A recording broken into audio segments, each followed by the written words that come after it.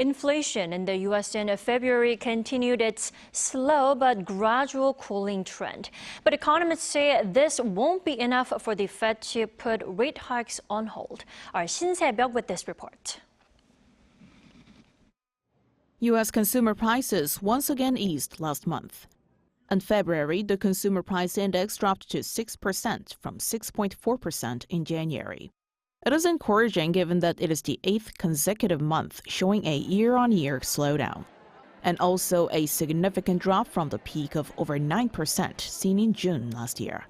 The flattering headline rate is mostly due to a fall in energy prices and deflation in the used car market, followed by a post-pandemic recovery in the supply chain.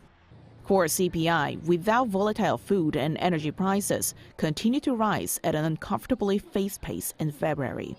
It increased by 0.5% last month, an acceleration from the 0.4% jump recorded a month earlier. The rising cost of shelter, which accounts for over 70% of the total rise in prices, was a significant contributor. In February, it rose by another 0.8%. Meanwhile, even with signs of headline inflation easing, the Federal Reserve is widely expected to go ahead with another rate hike next week, potentially another 25 basis point hike. This is because inflation remains at 3 times the Fed's target of 2%, and despite the recent failure of regional banks in the U.S.